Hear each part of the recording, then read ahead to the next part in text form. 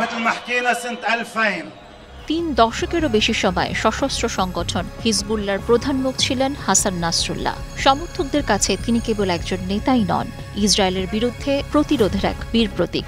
একই সাথে ছিলেন শিয়া মতাদর্শ, রাজনৈতিক ও সামরিক শীর্ষ নেতাও।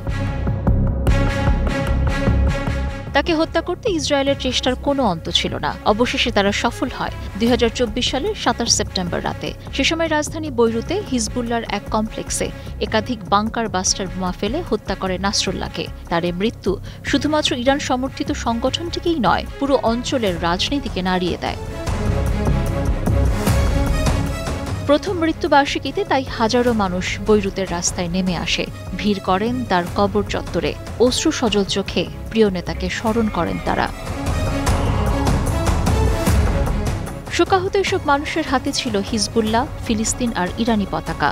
অঙ্গীকার করেন ইসরায়েলকে প্রতিরোধের। 1 মিনিট নীরবতা পালন শেষে স্লোগানে মুখরিত হয় চারপাশ। ইরানের কর্মকর্তার উপস্থিতি বার্তা দেয় তেহরানের সমর্থনের। আজ আমরা এখানে এসেছি সৈয়দ হাসান নাসরুল্লাহ শহীদ হওয়ার প্রথম বার্ষিকী স্মরণ করতে। আমরা তাকে জানাতে এসেছি যে আমরা তার নেতৃত্বের প্রতি অনুগত। জীবনের শেষ দিন পর্যন্ত আমরা, আমাদের সন্তানরা এবং আমাদের পরিবার সবাই নীতির প্রতি অনুগত থাকব। লেবাননের সরকার প্রতিশ্রুতি দিয়েছে হিজবুল্লাহকে নিরস্ত্রীকরণ করার। সেনাবাহিনী তাদের অস্ত্র জব্দের পরিকল্পনাও করেছে। যুক্তরাষ্ট্র ও ইসরায়েল একই দাবি তুলেছে, লেবাননের স্থিতিশীলতার জন্য হিজবুল্লাহকে ধ্বংস করতে চায় এ দুদেশ।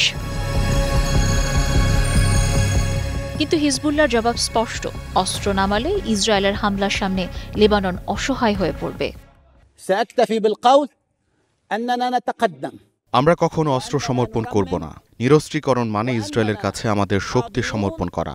আমরা শহীদ হওয়ার জন্য প্রস্তুত। আমরা কারবালার মতোই চেষ্টা করব, কারণ এটি আমাদের অস্তিত্বের লড়াই। নাসরুল্লাহ নিহত হওয়ার পর বড় ক্ষতির মুখে পড়ে সংগঠনটি। নতুন নেতৃত্ব আবারও শক্তি সঞ্চয় করছে বলে দাবি তাদের। নাসরুল্লাহর মৃত্যু এবং ইসরায়েলের সাথে লড়াই, এই দুই মিলে সংগঠনটি বড় চাপে পড়ে। সংকট আরও বাড়ে যখন কিনা কয়েক সপ্তাহের মধ্যেই নাসরুল্লাহর পর দায়িত্বে আসা আরেক নেতা হাশেম সাফিউদ্দিনকে হত্যা করে ইসরায়েল। আর ডিসেম্বর নাগাদ তাদের মিত্র সিরিয়ার প্রেসিডেন্ট বাশার আল আসাদেরও পতন হয়। Sabina Sultana, star news.